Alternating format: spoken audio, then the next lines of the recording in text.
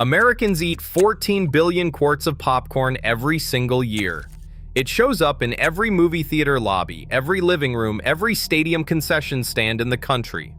Most people assume Hollywood made that happen, that movies turned popcorn into a cultural obsession. But that is not what happened. In fact, movie theaters used to ban popcorn. They would literally make you check your bag at the door, right next to your coat. So if movies did not create popcorn culture, what did? It was not Hollywood. It was a financial collapse so severe it nearly destroyed the country, and one woman who figured out how to profit from it. But this story starts a lot further back than you might expect. Popcorn is not a modern snack. Archaeologists have found kernels in caves in New Mexico dating back over 5,000 years. The Aztecs wore popcorn as headdresses and used it in ceremonies honoring their gods. In Peru, researchers found popcorn so well preserved that it still pops after 1,000 years underground. For millennia, this snack belonged to the Americas, but nobody was eating it in a dark room watching a screen. That part of the story required a man who could not leave a machine alone.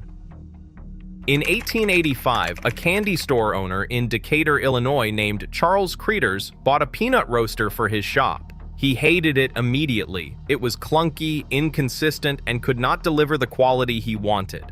So instead of returning it, he started tearing it apart. He rebuilt the entire machine from scratch, adding a small steam engine that distributed heat evenly and popped corn directly in butter and seasoning. It was the first device in history that could produce uniform, seasoned popcorn at scale. In 1893, Creters hauled his machine to the Columbian Exposition in Chicago, the same World's Fair that introduced the Ferris wheel to America. He put up a sign offering free bags of hot buttered popcorn to anyone who walked by. According to his family, he had a simple strategy: give it away until a line forms, then start charging. It worked. People lined up down the midway, and a traveling salesman who tasted the popcorn offered to sell the machines across the country. By 1900, Creters had built the first horse-drawn popcorn wagons, bright red carts with yellow wheels and a little mechanical clown cranking the gears to attract crowds. Scientific American covered his invention. The Postal Service later put his wagon on a stamp, and his company is still family-owned 5 generations later. Within a decade, Creters' popcorn wagons were parked on sidewalks, at circuses, at baseball games, at county fairs, and outside parks across the country. The smell of hot butter and salt drifted through every outdoor gathering in America. But there was one place you absolutely could not find popcorn: the movie theater. This is where the story takes a turn most people do not expect. In the early 1900s, movie theaters were designed to feel like opera houses. Velvet seats, oriental rugs, crystal chandeliers. Theater owners did not want greasy kernels ground into their imported carpets. There was another barrier. Silent films required audiences to read title cards, so moviegoers had to be literate. Theaters catered to wealthier, educated crowds, and popcorn, sold for pennies on street corners, was considered beneath them. Some chains had official policies banning it outright. Patrons who tried to sneak it inside were asked to hand it over at the entrance, right alongside their hats and coats. But then 2 things happened that shattered this arrangement.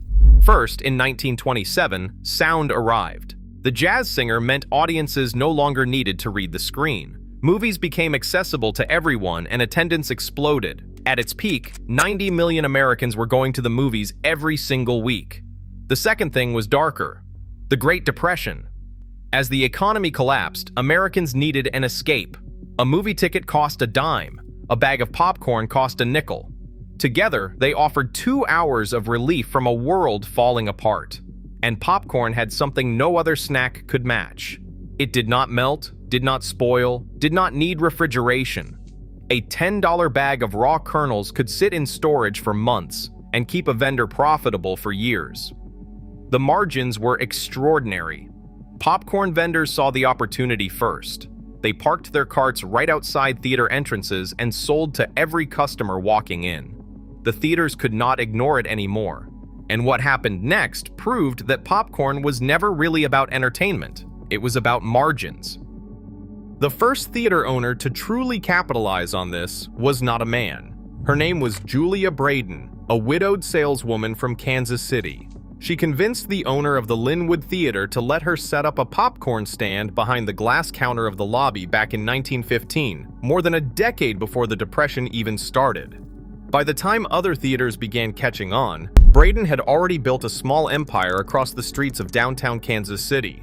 According to accounts from the period, she operated 4 stands in and around Kansas City movie theaters, and she was bringing in more than $15,000 a year, an income worth well over $300,000 in today's money. During the worst financial crisis in American history, while bread lines stretched through city blocks and businesses boarded up their storefronts, she was thriving. One Depression-era entrepreneur summed up the new reality perfectly. Find a good place to sell popcorn and build a movie theater around it. He was not joking. Theaters that embraced popcorn survived the Depression. Theaters that refused shut their doors permanently. By 1938, major chains were installing popcorn machines directly in their lobbies.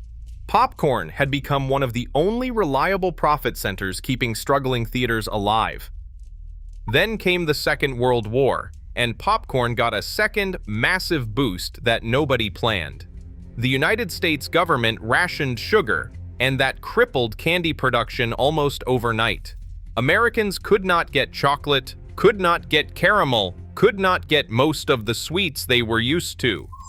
Popcorn was never rationed, so the country ate 3 times as much as it had before the war. By the late 1940s, popcorn was permanently locked into American life.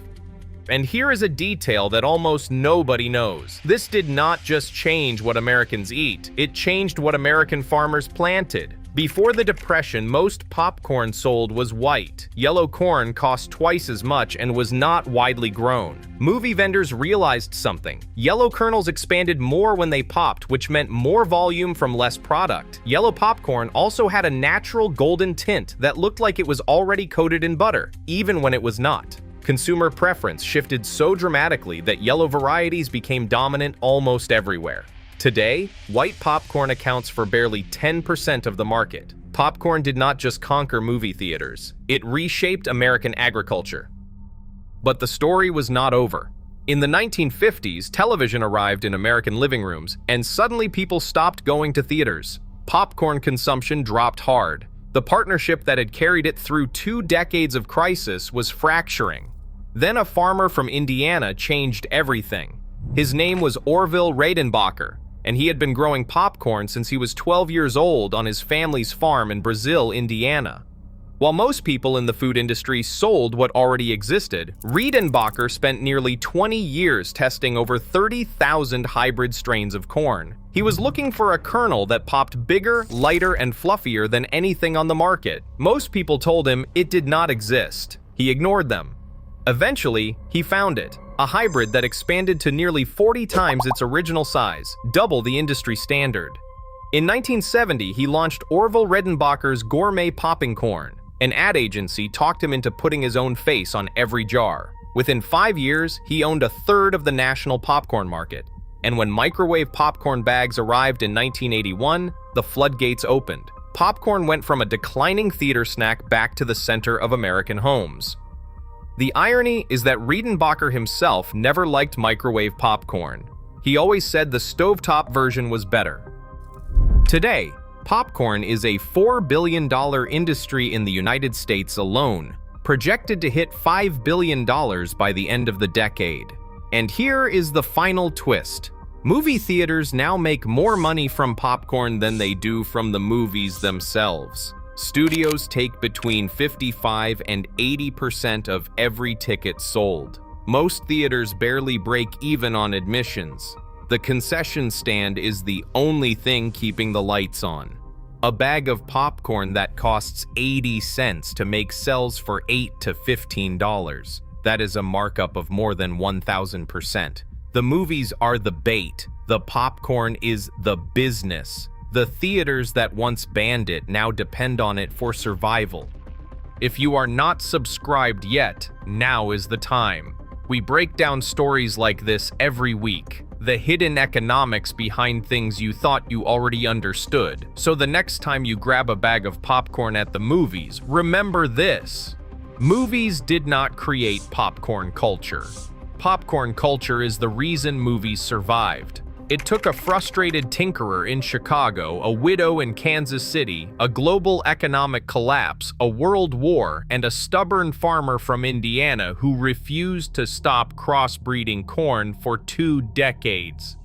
That is the real story behind what you are eating. Now I have to ask, are you a movie theater popcorn person? Or are you loyal to the microwave bag at home? And what is your favorite flavor? Drop it in the comments. I genuinely want to know. And if this story surprised you, make sure you are subscribed so you do not miss the next one. We have got a lot more coming.